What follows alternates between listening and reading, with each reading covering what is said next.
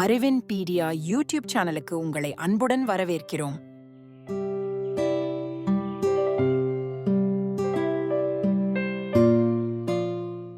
Hair டையின் மறைந்த ஆபத்துகள்.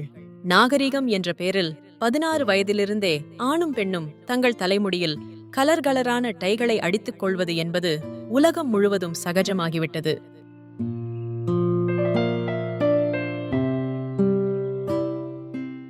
நம் நாட்டில் பெண்களை விட ஆண்களே அதிகமாக ஹேர் டை உபயோகிக்கிறார்கள். அதிலும் நரைத்த வெள்ளை முடியை கருப்பாக ஆக்குவதற்காக இதை பயன்படுத்துகிறார்கள். பெரும்பாலான ஹேர் டைகளில் பெராபினைலின் டயமைன் (PPT) என்கிற ரசாயன பொருள் உள்ளது. இது சருமத்தில் எரிச்சல், அலர்ஜி போன்ற பாதிப்புகளை ஏற்படுத்தக்கூடியது.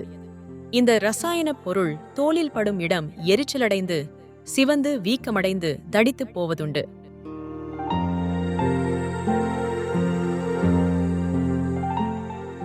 ஹேர் டை உபயோகிக்க ஆரம்பிப்பதற்கு முன் சிறிதளவு ஹேர் டை கலவையை உங்கள் காதுக்கு பின்புறமோ அல்லது உங்கள் முழங்கையின் பின்பக்கமோ லேசாக தடவி கொஞ்ச நேரம் பொறுத்திருக்க வேண்டும்.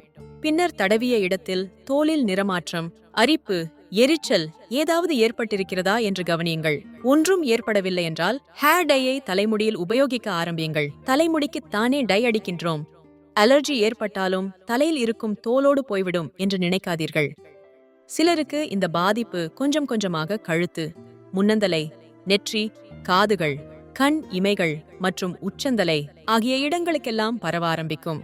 பாதிப்பு இருந்தால் உடனே மருத்துவரை அணுகி உரிய சிகிச்சை பெறுவது அவசியம்.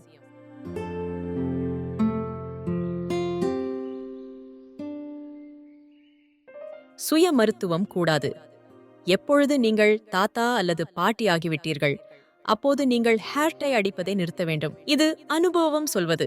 எப்பொழுது உங்கள் உடலுக்கு தொந்தரவு கொடுக்க ஆரம்பிக்கிறதோ அப்போது நீங்கள் ஹேர் டை அடிப்பதை நிறுத்த வேண்டும். இது மருத்துவம் சொல்வது.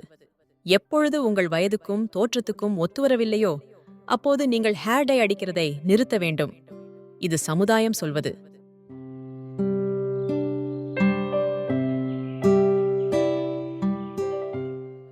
தோற்றத்தை பார்த்தால் 60 வயதுக்கு மேல் தோன்றுகிறது.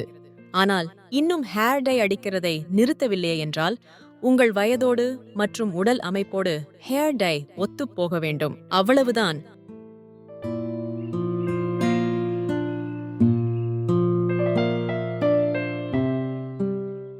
அறிவின் பீடியா யூடியூப் சேனலை சப்ஸ்கிரைப் செய்யுங்கள். உடனுக்குடன் பயனுள்ள வீடியோக்களை பெறுங்கள்.